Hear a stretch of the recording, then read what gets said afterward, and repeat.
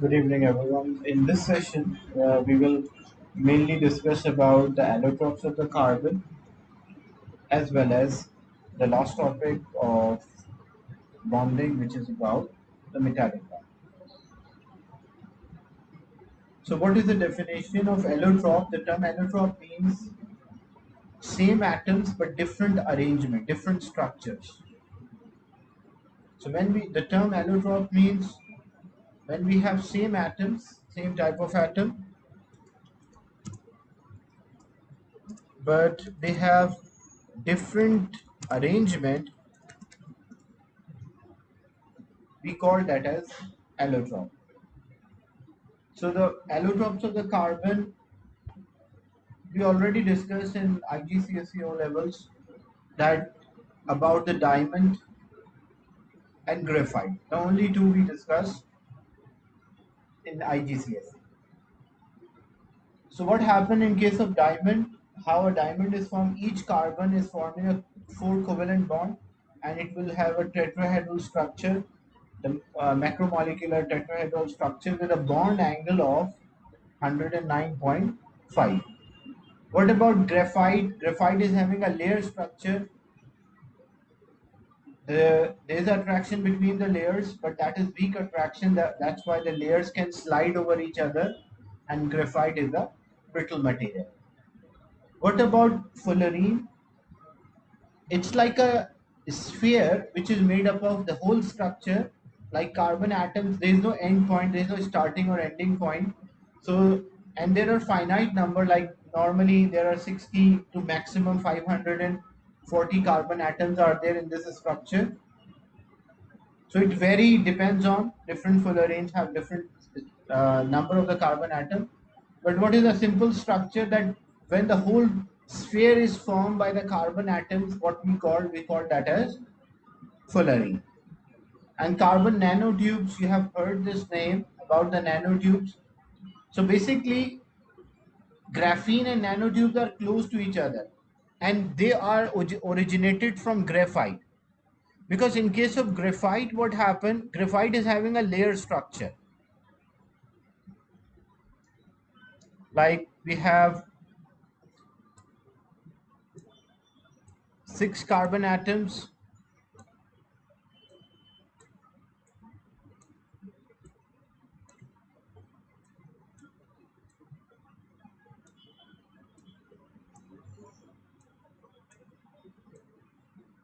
So this is one layer of a graphite.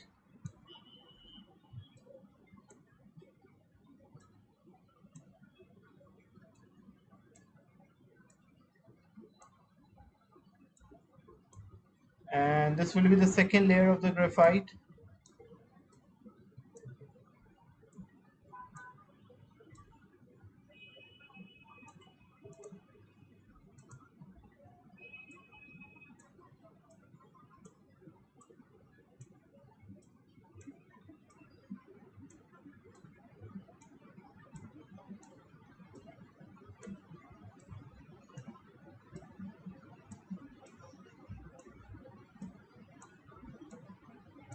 Now what happened in case of graphite? There's a layer structure, one layer and the second layer. But what we will do if we remove only single layer is there. If we have only one layer or the single layer, and we fold that layer, like example, you take a paper and you join one end of a paper to another. So what it will make? It will make a cylindrical structure, and that cylindrical structure is known as carbon nanotube. So if we take only one layer, then we call that as a graphene. Because why graphene? Because it is taken from graphite, that's why graph. And why ene is there? Because there are double bond, that's why it is ene. But if we fold this and form a cylindrical structure, what we call that as a carbon nanotube. So these are the allotropes of the carbon. We have diamond, we have graphite, we have fullerene, nanotubes, as well as graphenes. Is it clear? First, the concept of the allotrope. that they have identical atoms but different structure, and for carbon we can have different allotropes. Any doubt till this point?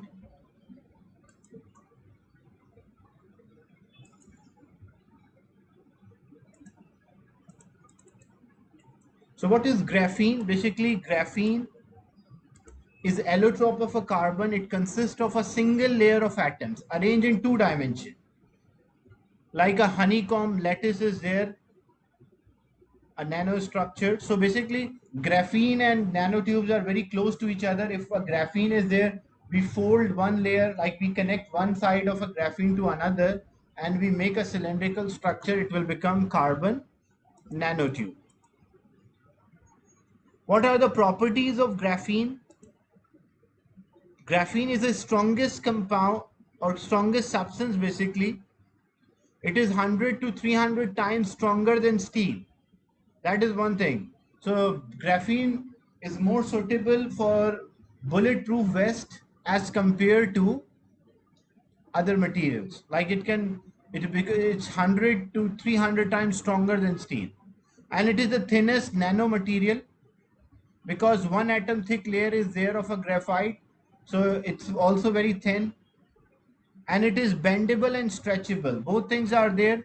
It can stretch up to 20% of its original length.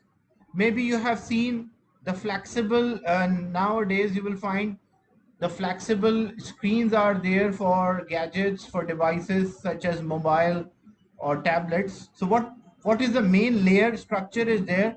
So their top layer is having a graphene, and it is excellent conductor of heat and electricity. So heat conductivity can be about 3000 watt.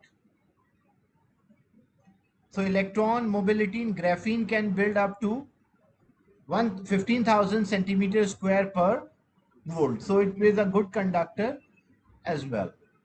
Is it clear the characteristic of the graphene?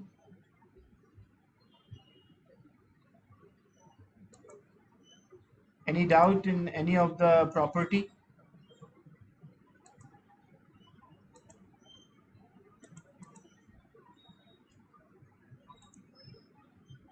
So there are many uses for graphene,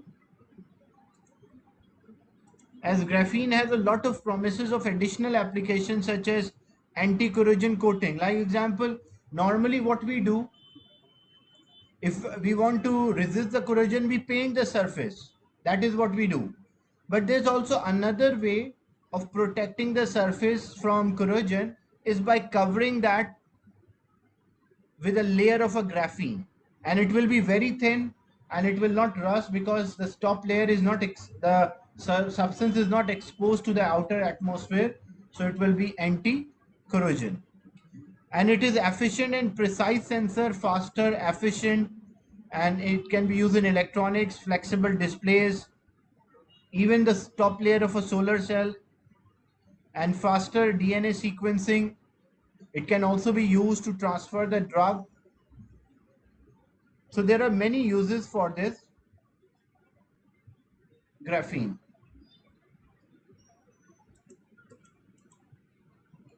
Then when we compare the structures of a diamond and graphite, so what we have for in case of a graphite, what we have a layer structures. So if I want to convert graphite into graphene, so what we do, we just simply take only one layer out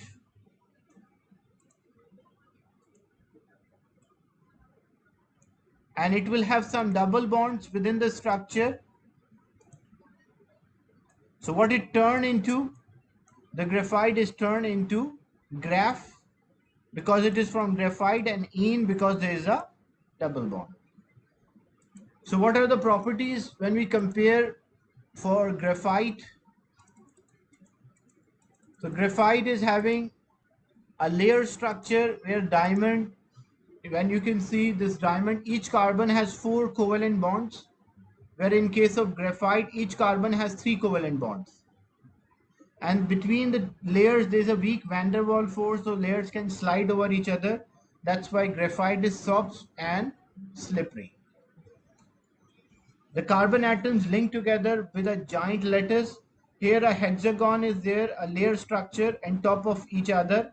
An electron can move through the layer. So if electron is here, it can move from one layer to another. That's why graphite can also conduct electricity.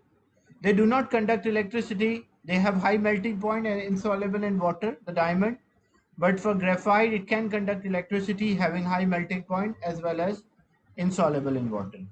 The diamond, it's hardest substance known.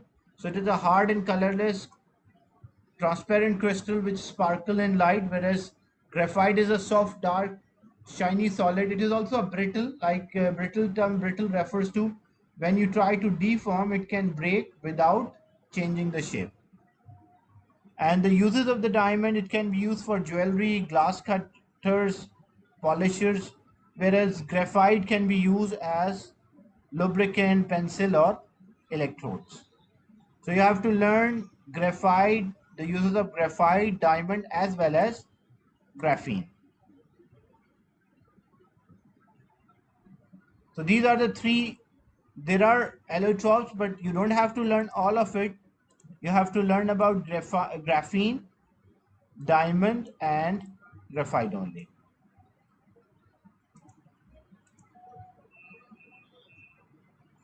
Then what about the metallic bond, or what is the concept of the metallic bond? In metals, what we have a lattice of a positive ion and the delocalized electron arrange themselves. The lattice of a positive ion or a giant structure is there and delocalized electrons. So these electrons can move within the structure anywhere. The attraction between the positive ion and the electron is refers to the metallic bond.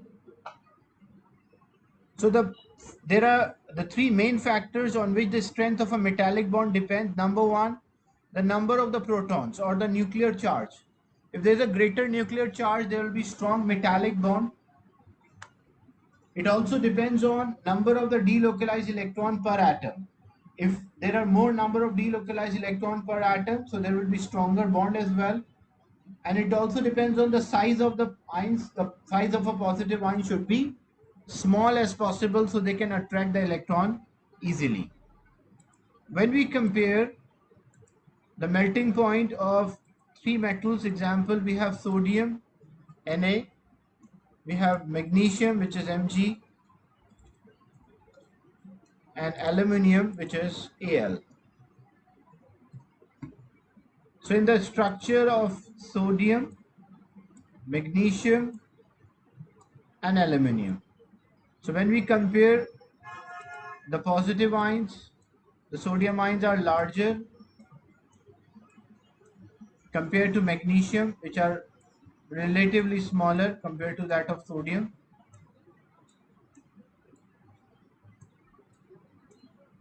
And that is much smaller as compared to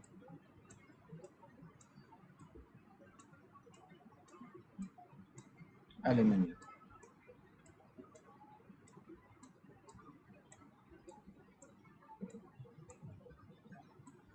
So when we compare which one will have the highest melting point, because the melting point depends on the strength of a metallic bond.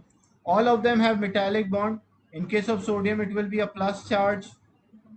In case of magnesium, it will be a +2 charge on the positive ion. Whereas in case of aluminium, it will be +3 charge.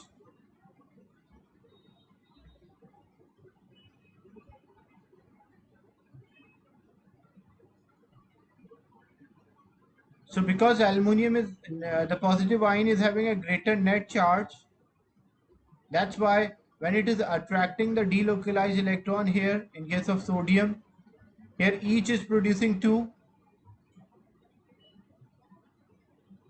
Here each is producing 3 electrons.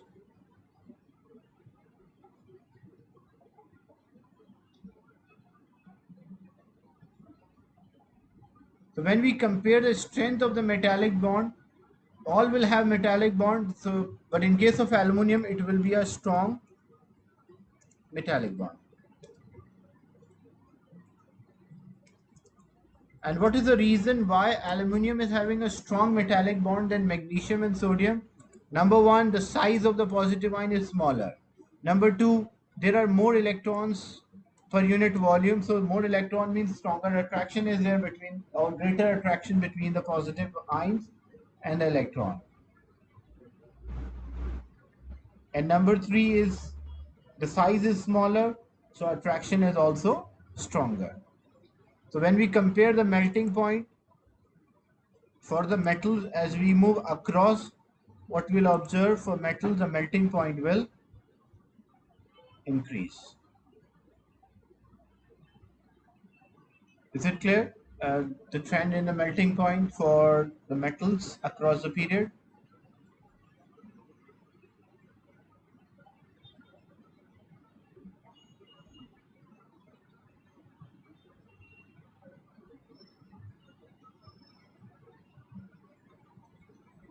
Then how to explain the shape?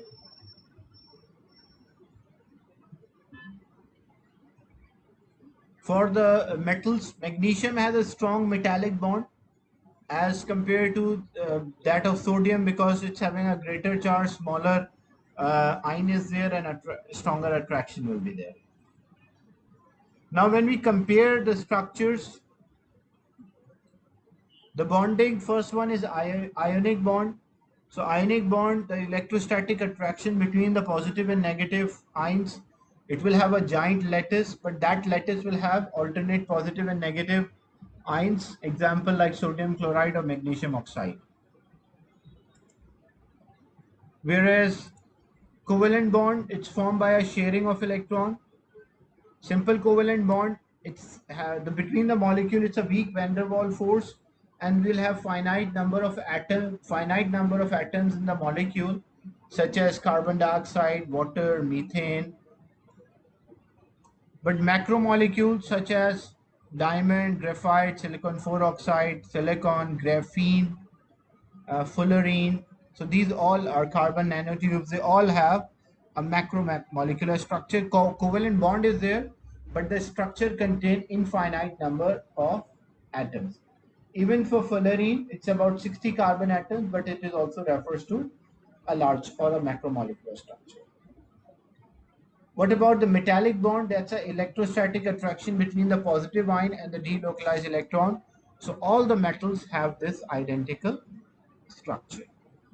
When we compare the property like the boiling and melting point for ionic compounds, they have high because what is the reason for that? Because there's a giant lattice, so a strong attraction is there between the oppositely charged ion. For simple molecular structure, it is low because there's a weak intermolecular force, or we also say van der Waals force. For the macromolecules, they will have high melting point because strong covalent bonds are there. Covalent bonds are always stronger. So the covalent bonds are there which link the molecules with each other, leads to, like, you have to break lot of bonds. That's why the melting point increases. And same thing for metals, metallic bond, they have metallic bonds with strong electrostatic force between the positive ion and the sea of electron. When we compare the solubility, generally most of the ionic compounds are soluble, but not all. Generally poor for simple molecular, macromolecule insoluble, and metals are also insoluble in water. Conductivity, when solid, they cannot conduct because for ions are not free to move. Ions can only vibrate, but they are not free to move. For molecular, they don't have free ions or electron, that's why they cannot conduct. For diamond and silicon 4 oxide, it cannot, but graphite and graphene both can conduct electricity. Metallic bonding, because there's a free electron, so that's why it can conduct. Conductivity in a molten state, they can conduct, molecular cannot, macromolecular except graphite and graphene, so they cannot, and metallic it is good. General description means like how we explain the idea. So they are generally crystalline solid, like they have a regular arrangement of the ions. Mostly gases and liquids are there, simple molecular, macromolecular, all solid, and metals, they are shiny, malleable. The layers can slide over each other without breaking. So this was topic 3, which was about bonding and structure. So we started with ionic bonding. Then we discuss the concept of the ionic bonding and using a lattice energy, like definitions of the lattice energy, electron affinity, and ionization energy. Then we move on to a covalent bonding. First, we start with a simple covalent bonding, and then we discuss the dative covalent. And covalent compounds, covalent substances can be simple molecular or it can be macromolecular. And at the last, we discuss metals. Is it clear, the whole topic? Anyone having a doubt or a question related to topic 3?